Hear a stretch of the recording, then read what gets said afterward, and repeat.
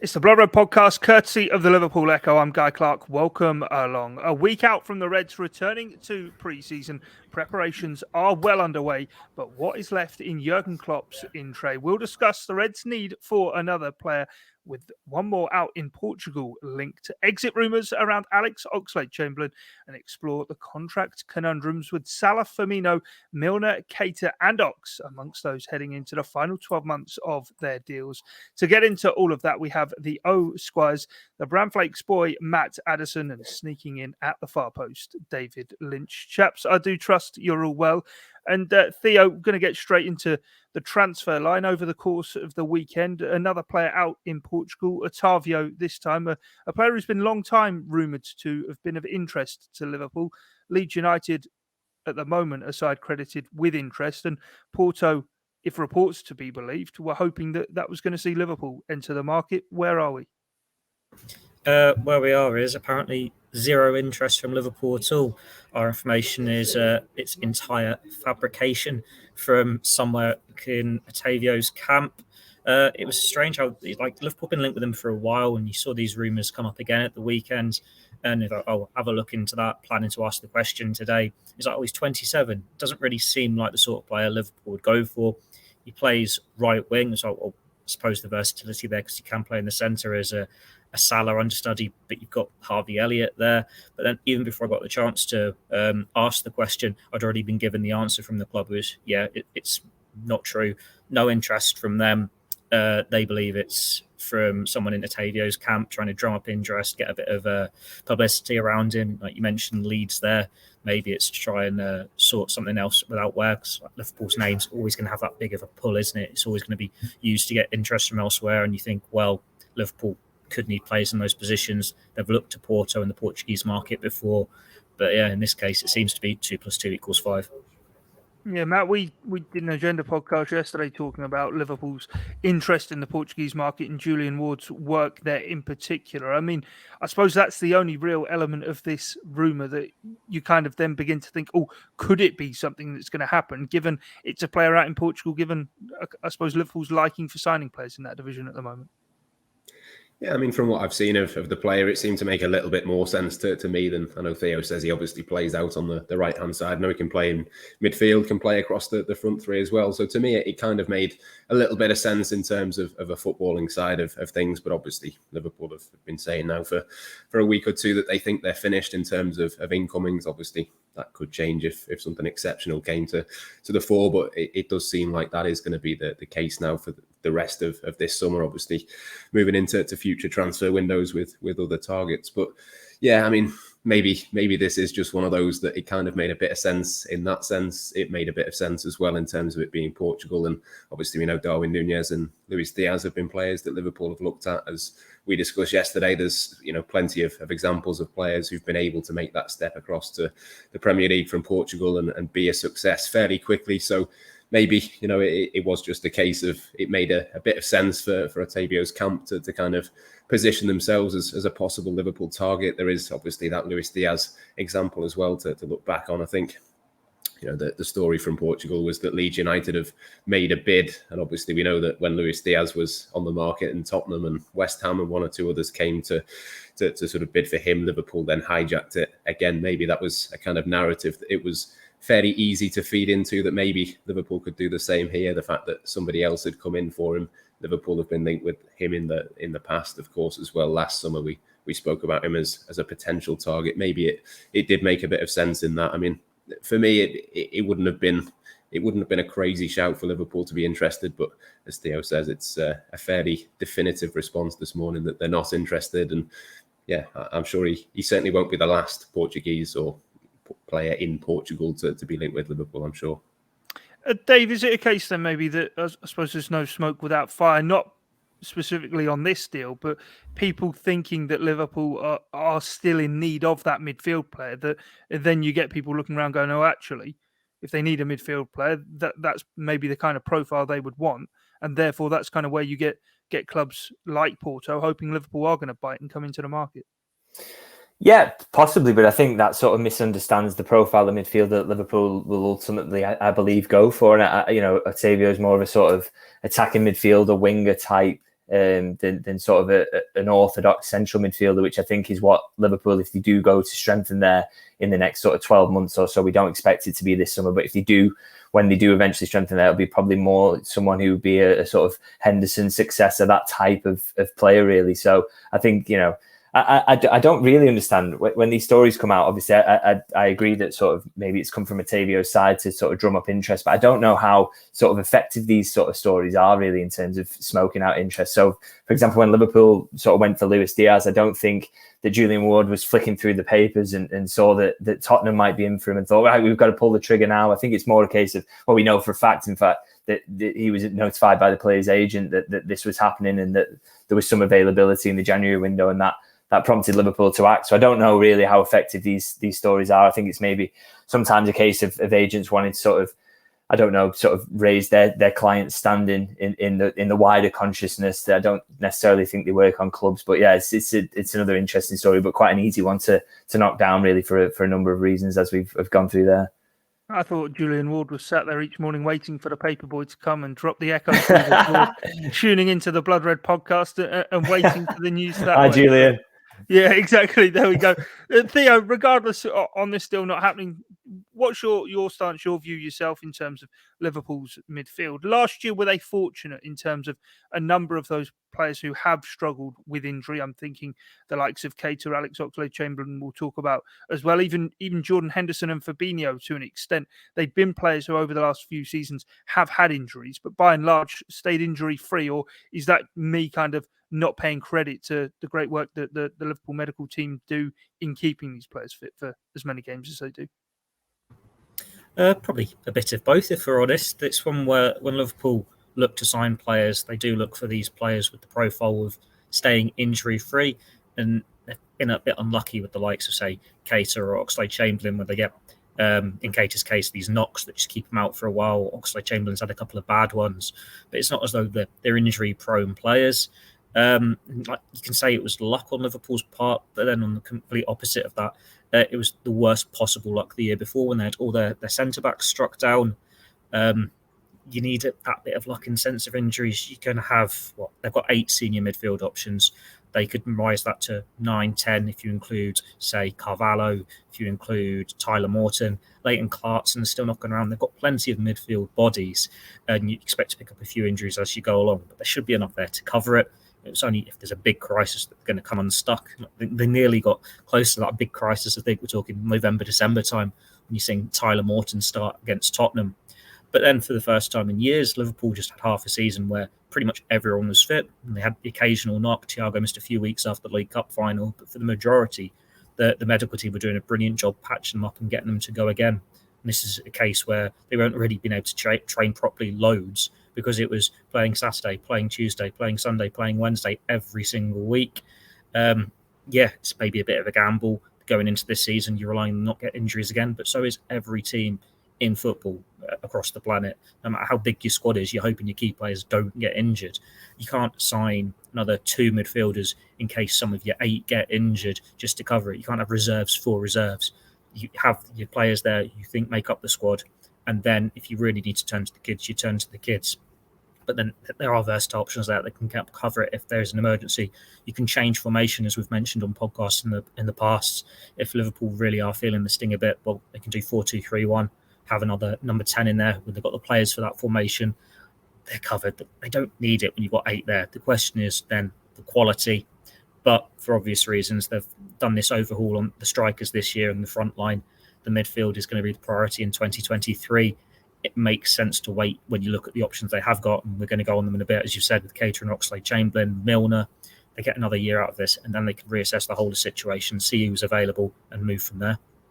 Yeah, okay. I suppose I take the point there in terms of the numbers perspective, but even then, Matt, do Liverpool actually have enough? Because you look at what was so brilliant in the back end of last season was having so many options available, and with 5 substitutes available across the board now in the competitions, surely that's where actually another stellar name could be thrown into the mix to actually keep the competition for places so rife all the time and actually make it, I suppose, a real accomplishment for the likes of Curtis Jones and Harvey Elliott to break into that team, as opposed to them maybe getting some minutes by default of if players do get injured.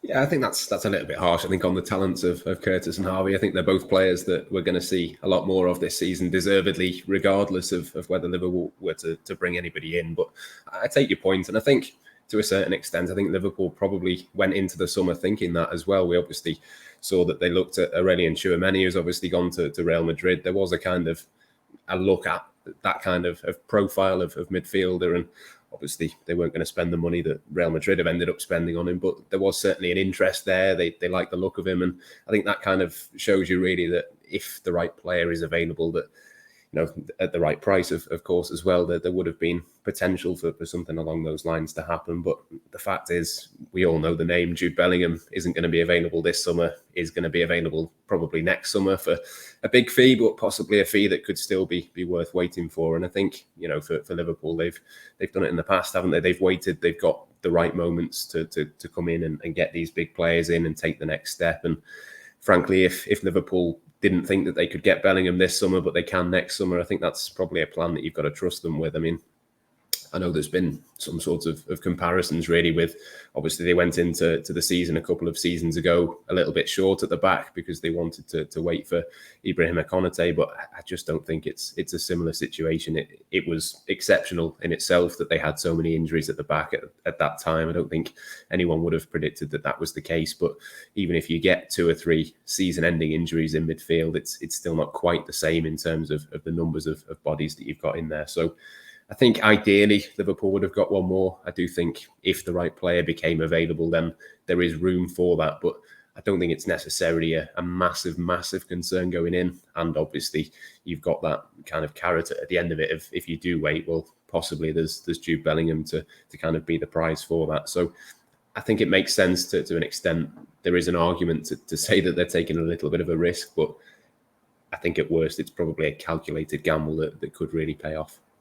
Yeah, because I suppose when you think of the four main contenders, I suppose, David, for those midfield spots of Henderson, Thiago, Fabinho, and Keita, all of them do have kind of a checkered injury history in terms of how long they can sustain fitness for. But equally this year, the scheduling and how the fixture list is, 16 Premier League games before the World Cup. There'll be 6 Champions League group games, as well as potentially 3 Carabao Cup games within all of that. So it's effectively 25 games to ensure the gamble pays off.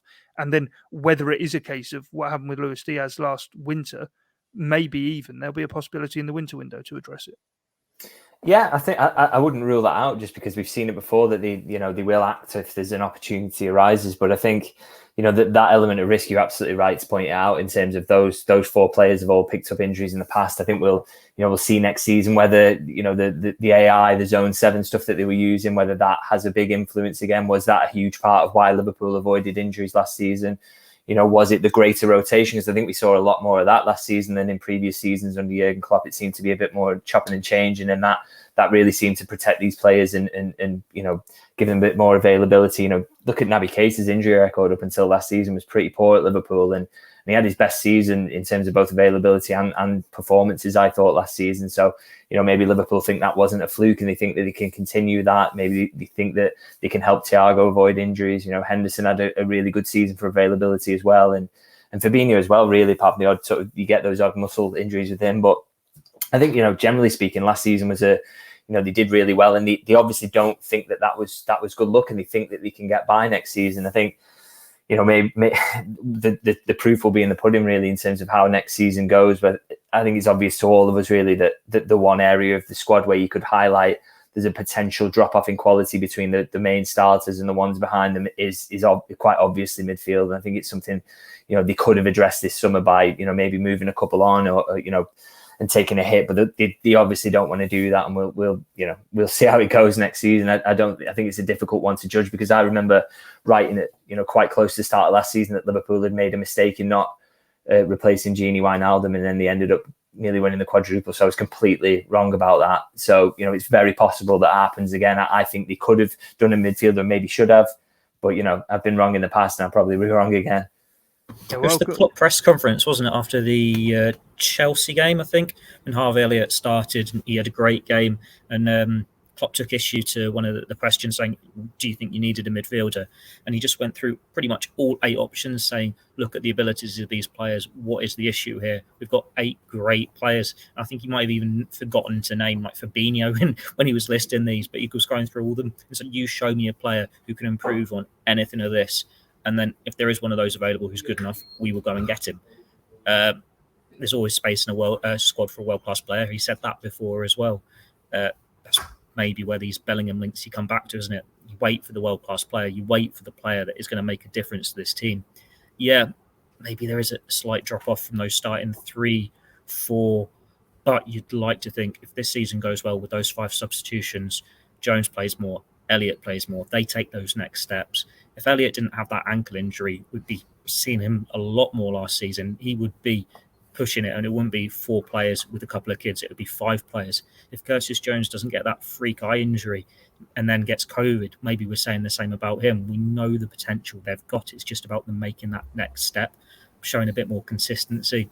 And then very quickly, 4 players competing for the starting roles become 6. And then we saw how good James Milner did in the back end of last season to deservedly get this new contract. Oxlade-Chamberlain still knocking around.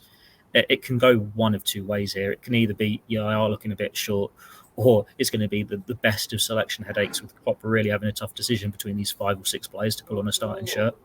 I'd also kind of like to, sorry, Matt, to push back on the idea that Bellingham is the one that they should be signing this summer as well. The idea that he comes in and he starts 60 games for Liverpool next season is just an absolute nonsense in this moment. He isn't ready to do that, quite frankly. If people watched him up close or semi-regularly, what an unbelievable talent he is. And I've got absolutely no doubts that he's going to be a phenomenal midfielder in the long term. And I would love Liverpool to get him, even though there's some element of pessimism there. That's not a guarantee by any means, given who will be in for him next summer. But the idea that he comes in now and is a guaranteed starter is a nonsense, given the level this Liverpool team is playing at and where he is in his career, coming back into a much stronger league in the Premier League as well. You know, I think he's a phenomenal talent, but I also don't think that he displaces Jordan Henderson every week as things stand. Maybe next year, yes, and the years ahead of that, he can be an incredible player, but I don't think right now he's the signing who guarantees Liverpool the title in the Champions League. That just isn't true.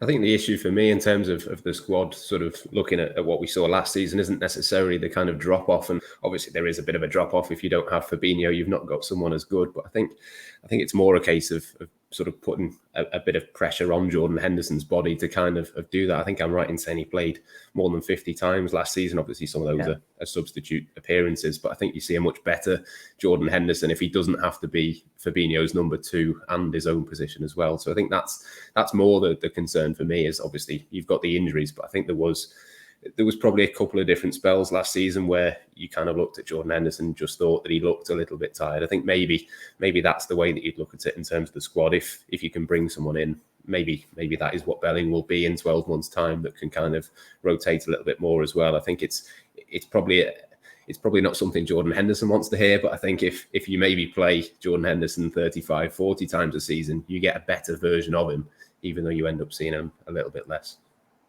Is I suppose their truth in the fact, maybe I'll ask you, Theo, first, that Liverpool was spoilt last year with having so many of those options, certainly in attack for the second half of the season, in the run-in as well, and just how well it played into Liverpool's hands, that realistically isn't the way Liverpool very often operate. They, because they don't have a limitless pot of cash to spend on wages and carry such a bloated and large squad, do have to take these risks. You mentioned before, maybe when Lovren left, they didn't replace him like for like and thought, we'll get through that season. It backfired due to injuries. But last year, first half of the season, maybe did look light in midfield. But then with the arrival of Diaz, going to 4 strikers on the pitch at times as well, limited the need for how many midfielders they were always playing. And that actually they're not going to have 2 players for every single position, certainly like Manchester City do. And there are going to have to be corners cut. And maybe for the time being, this is the corner that Liverpool see, the one fit to cut almost. Oh, let's face it, they were due a bit of this luck, weren't they? If they're having these spells where they didn't have enough players available and they were down to, you've got your front 3 and that's it, or you've got your midfield 3 and that's it, and then one backup centre-back or no natural backup right-back. They needed this spell where, everyone's available. I can actually leave players out of the squad or have them on the bench and not need them. But the Liverpool squad, numbers-wise, it's the same as last year. And I'd say they do have 2 players in every position now. They've signed Ramsey, so they've got that natural backup right back. Yes, Who's he's the a backup teenager. for Fabinho then? That'd be the one I would say. Well, Henderson's the backup to Fabinho. But Henderson's a first choice player. Is he though? Yes, he's going to start the big games, and at the moment he's going to this season as first choice. But if Harvey Elliott has the pre-season of his life again, and he plays like he was in that first 6 weeks, he's going to play these games, and he's going to be that rotation that we saw last year anyway, where it was Keita 1 week, Henderson the next. But you've got these 2 options you can rotate with them with anyway. So I think it is this season. It's that natural easing out of you're not relying on Henderson as much because you've got Keita and you've got the 2 younger players that you can pick his games a bit more carefully. And then you can also use him to take Fabinho out of the games, so you can rest him and have Henderson as the number 6. You've still got the 2 players there. Yeah, it's not ideal as having a proper holding midfielder as a like-for-like replacement. But as we're saying, Bellingham wouldn't be that player anyway. Bellingham would be more an 8. It's still, yeah, they've had to be a bit careful. They can't do it all in one summer. It doesn't happen like that. They decided 2022 was the year to overhaul the front line. And they've got the average age of the attack down by 2 years. They've got what? They've gone from only having Diogo Jota as a long-term contracted player this time 12 months ago to only having Salah and Firmino, who might move on in 12 months' time. We know they want to keep Salah. We know Firmino wants to stay. So if that's something they want to do, they can sort that out as well. That they've looked at the attack and they've got that future plan in place where you can say Diaz, Nunez, Carvalho, Elliott, Salah if he stays, and then they'll probably sign someone as well if they lose one of those 2 of the famous front 3. And then 2023, that's when they look at the midfield. It's not going to be just one player fixes everything. Like we're going through these options. Milner, he'll be out of contract. Oxlade-Chamberlain's out of contract. Keita's out of contract, even if he signs a new one. Milner's going to be 37 when that deal's up. Henderson, Thiago, they're the wrong side of 30. It's a gradual overhaul to get the next younger generation in. But it's more than just signing one midfielder and everything's okay. They will need 2 or 3 bodies in there over the next couple of years, and then hoping that Elliott and Jones carry on their progression. Fabinho, yeah, he's going to be part of this first choice midfield for another 4 or 5 years, whatever he's contracted for. But then you need a natural replacement for him. It's all gradual. Liverpool have got this clear vision and strategy in place behind the scenes that Michael Edwards started. It's now in place as well. Julian Ward. It's the sort of same thing that clubs like Manchester United don't have, and why it's been chaotic for them off the pitch, because they sign players willy-nilly with no vision looking ahead. Like we saw the Cristiano Ronaldo rumours over the weekend linking in with Chelsea. If Chelsea had signed him, it would be the exact same lack of foresight from them. As Klopp said last year, it's not about a team for now. It's about making sure you have a team for 3 years, 4 years, 5 years. That's what Liverpool's doing. You can't just do it with a click of the fingers when you're competing with this Abu Dhabi money that Man City have got, or Chelsea's new wealth. They've got to be clever. They've got to take gambles. And it has paid off. The results have spoken for themselves. They've won every major honour going. They were within a goal of winning the Champions League, a goal of winning the Premier League.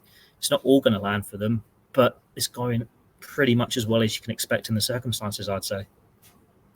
Right, let's move on then to the second part of today's podcast and talking, as Theo did there, Matt, about the contract situation that Liverpool find themselves in. Our colleague Paul Gorst, who will be returning to the Blood Red podcast, I am very sure of, indeed, hopefully at the back end of this week. He's just coming back from holiday, but he wrote yesterday, Matt, about Alex Oxlade-Chamberlain heading into the final 12 months of his contract and how important it is that Liverpool make the right decision over him. It feels as though using him for the final 12 months of the contract rather than cashing in on the cheap is probably the best option Liverpool have. But there are a number of players that kind of listed at the start that Liverpool are in this situation with more probably than they're entirely comfortable with, or that they've had this situation happen to before. Yeah, I think, well, firstly, with Oxlade-Chamberlain, I think it makes sense to keep him as long as he's happy to stay. I think if obviously that changes, then maybe things would change for Liverpool, but they'd be far more aware of the situation with him in terms of that at this point. I think, that there is obviously the World Cup to think about. There's certain clubs that you could see Alex Oxlade-Chamberlain going to and playing every week, and I'm sure there's probably a Jesse Lingard type argument of, if you come here for 6 months, look at what happened to him when he went to West Ham and kind of got himself into England contention. I don't think it would be absolutely out of the question that Oxlade-Chamberlain could do something similar. I think that there is a player in there. It's just not going to happen necessarily for him at Liverpool. But yeah, you're right. Obviously, it probably makes more sense for Liverpool to keep him for another 12 months, keep him playing in Carabao Cup, FA Cup. It's not going to be sort of the biggest games that he's going to see, but he will still get minutes. It's still a very compact fixture schedule. And obviously the fact that we don't expect Liverpool to add another midfielder to the ranks in the transfer market this summer means that if you've got one of that quality, it maybe makes more sense. Obviously, if it's sort of 10, 15 million that they were going to get for him, it's not exactly game-changing money for Liverpool. So yeah, it kind of makes sense from his perspective. But then, yeah, you look at the other contract situations, there's still a lot more to come in terms of Mohamed Salah's contract. That's the big one. Plenty of other big decisions as well. But I think, over the next few weeks, next few months, certainly Liverpool are going to make a bit of progress on the ones that they want to make progress with. But the interesting thing will be which ones do they actually want to get done and which ones are they happy to lose on a free, because you certainly wouldn't want to lose all of them on a free at once. You certainly want to extend certain one or two contracts within that group. But yeah, it's going to be interesting. It's going to be tricky as well, I think, with the number of games obviously now leading up to the World Cup. I think it's going to be a crucial few months for the contracts. Yeah, definitely. Dave, in terms of Alex Oxlade-Chamberlain, what's your viewpoint on it? He'll turn 29 in the first few weeks of the new Premier League season. Should really be a player in the prime years of his career, but we know how injury really has probably robbed him of the potential that he did once show. But in terms of what he can offer for the price Liverpool would get, surely if they were to cash in at 10, 15 million, they wouldn't get a replacement of his quality, no? I think it's tough to sort of assess his situation really at Liverpool at the moment, because I think it's almost like the team moved past him during that period where he was injured, amongst all the other issues that he's faced, and he sort of found it really frustrating since then. Finding any sort of rhythm in terms of playing and getting regular game time in a team really that sort of moved past him in terms of the style of play. So it's hard to say whether cashing in this summer whether they would actually miss him, because I think you look at his role towards the back end of last season, he was such a reduced role. He didn't get to play much at all. He wasn't even getting on the bench sometimes. So I don't think Liverpool are keeping hold of him because they think, oh well, the money might not be worth it versus what we get back. I do think there's still possibly a market for him there. Liverpool aren't actively out there looking to sell him maybe, but I think there's if a decent offer came in, they would certainly come to the table. And I'm sort of surprised really that something hasn't moved on that front earlier really, because I just thought that Alex Oxlade-Chamberlain, given how frustrated he looked towards the back end of last season, I thought he would really push for a move away, and that just doesn't seem to have happened yet. We haven't heard too much reports about interest. Maybe it's one for later in the window where clubs look to get a bargain, but yeah, I don't think it's one that Liverpool will fight to keep hold of him, because they think that what he can give them is more than what the money's worth, because I really do struggle to see what his role in the squad would be next season. Yeah, I suppose, Theo, on the contract, I mean, if you might be too simplistic for me dividing it like this, but kind of take James Milner out of the equation. In midfield, you've got Naby Keita and Alex Oxlade-Chamberlain both into the final 12 months of their deals, and in the forward line, it's Roberto, Firmino and Mohamed Salah. Do you see a situation where one of each of those four, or two of those four, are given new deals and two of them move on? Because as I say, before we've seen Liverpool let players run contracts down and leave, don't think we've headed into a season where they've got kind of five players in that situation. Yeah, I suppose we haven't. It is not usually something they like to do, going down to this last year. And when they're in this last year, it's normally when the players aren't agreeing anything and you expect them to leave on a free transfer. Like it was pretty obvious Emre Can was going to go. It was pretty obvious Gini Wijnaldum was going to go. Even Adam Lallana. But there's still that hope that you think, well, I'll agree with something with Salah. He will be such an important player for them. He'll want such big money, but because he's so special, you're hoping there can be a compromise there. With Naby Keita, Klopp's spoken publicly about it, that they want to keep him. And it's just strange now nothing's been said about Roberto Firmino, because he has been so crucial to Liverpool for so long. He was a player who had injuries last year and he dropped out the starting 11.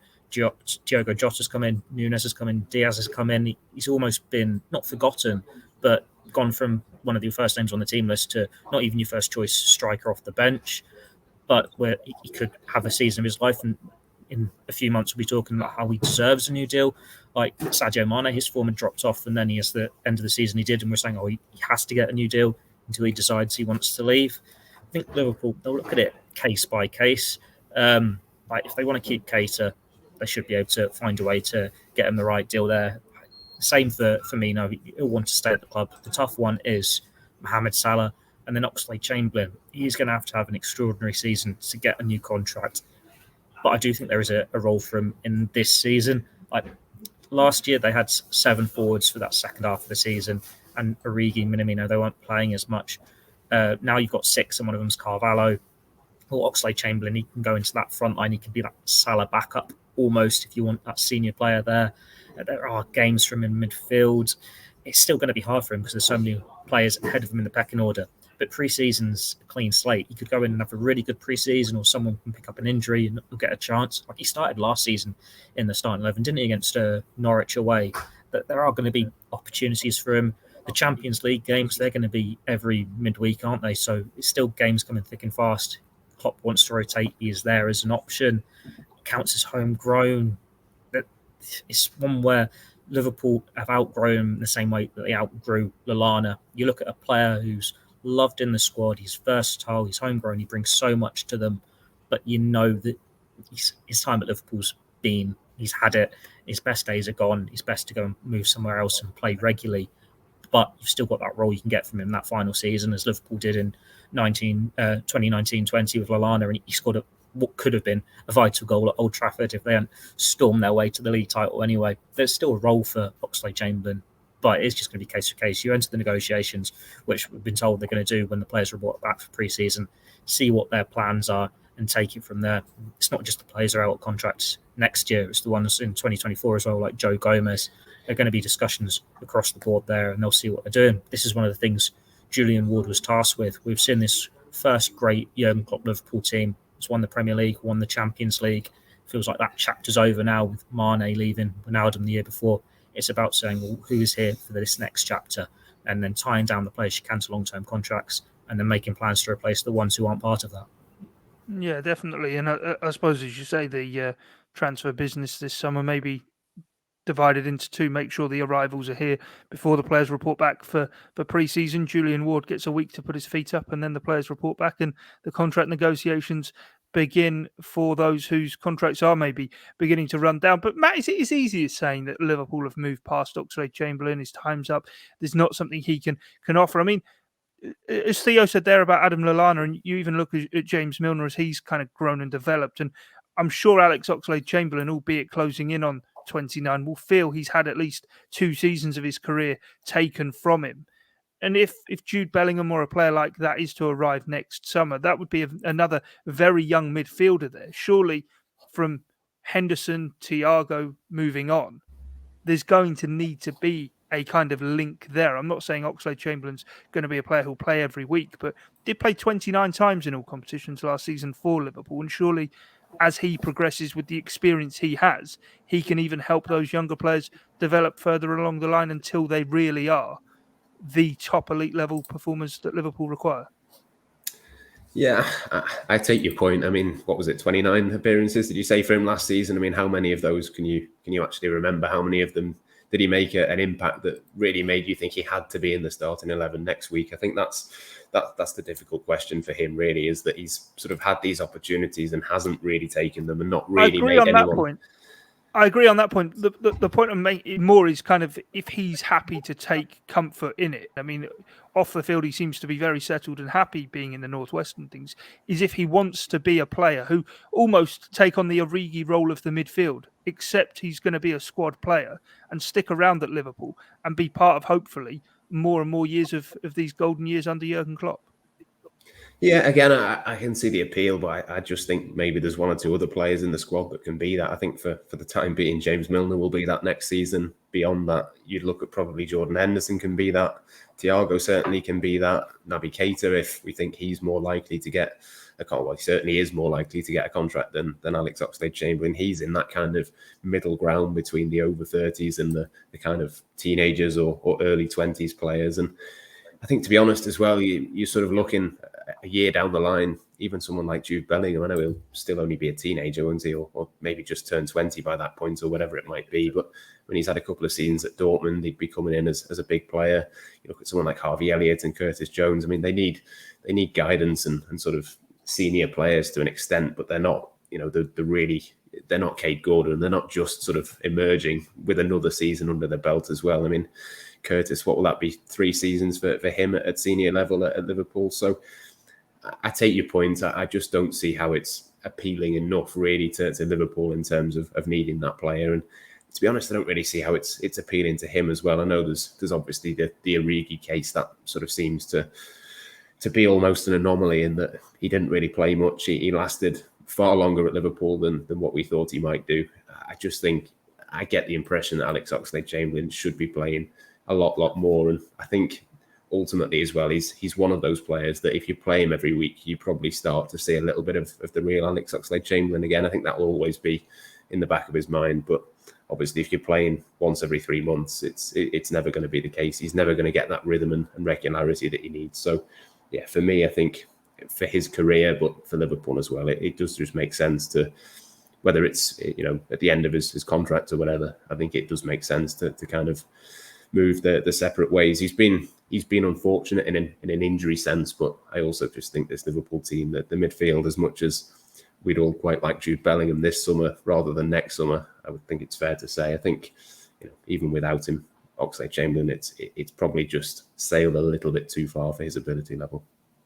All right, okay. Let's move on the contract front then. And final point before we go, we've done Friday's Q&A. We didn't talk about it at all then, and we've got 35 minutes or so through today. Theo's smiling. He knows exactly where I'm going.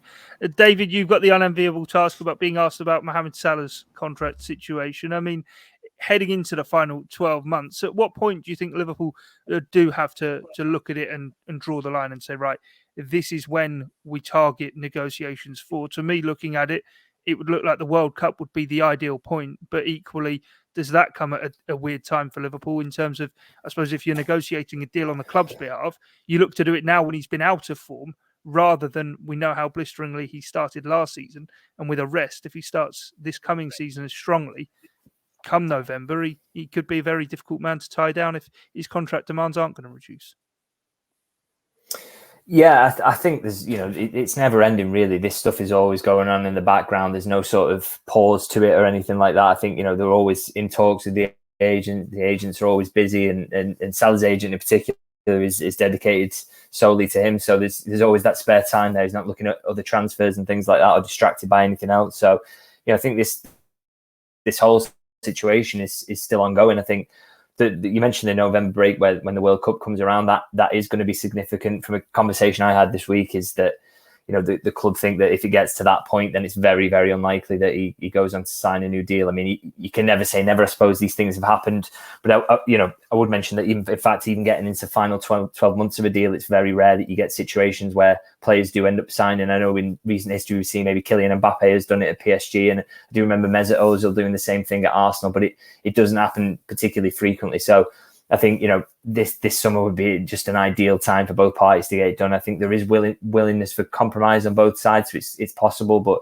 whether they can bridge that gap remains to be seen. But yeah, I think getting to that November World Cup break, if there's no agreement by then I think we really are looking at the possibility of Mohamed Salah leaving on a free transfer, which, given he's made public the fact that he would happily remain in the Premier League, is a bit of a disastrous outcome for Liverpool, or really could be, unless they've got this one really right and they let him go on a free transfer in 12 months and then his career nosedives. But at the moment it's quite tough to see that happening.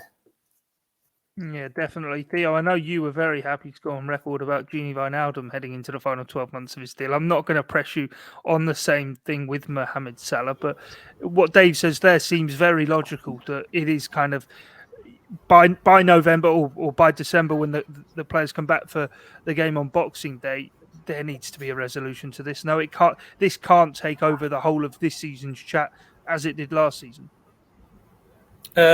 Ideally not, but then Mohamed Salah always feels like a player who's the exception for Liverpool.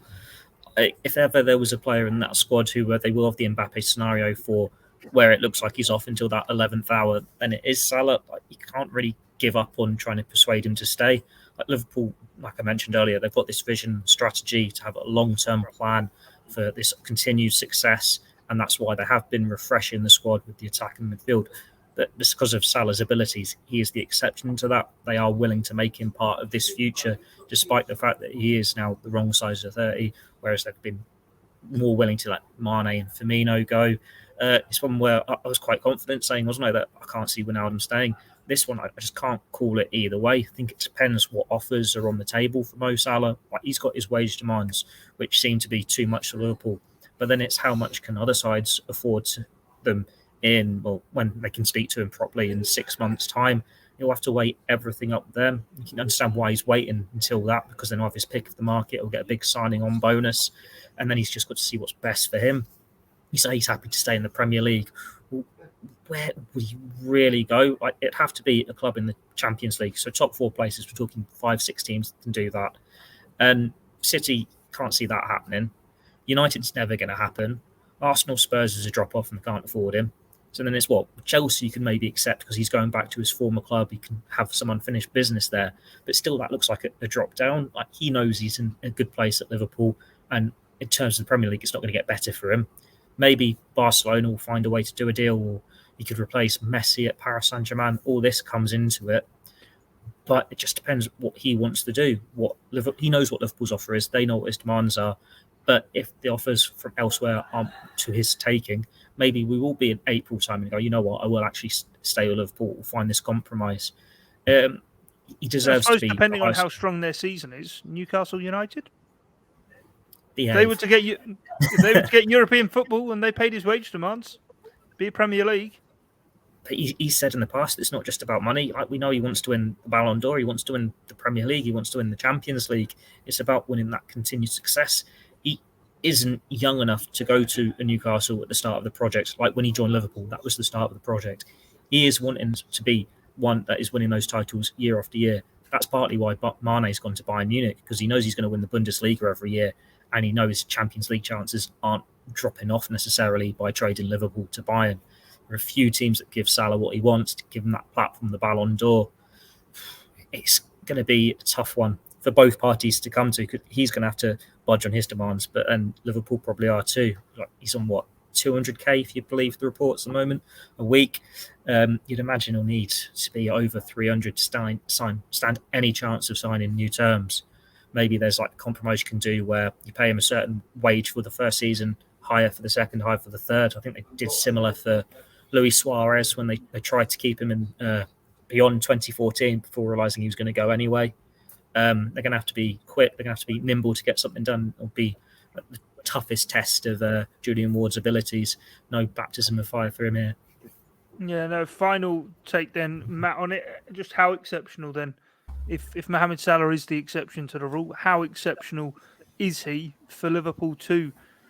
I suppose it would be smash a wage structure that has been so carefully put together, especially over the last 12 months, of tying down the calibre of players they have, which, quite frankly, to minuscule for what maybe some other clubs would pay them, their talents perhaps deserve.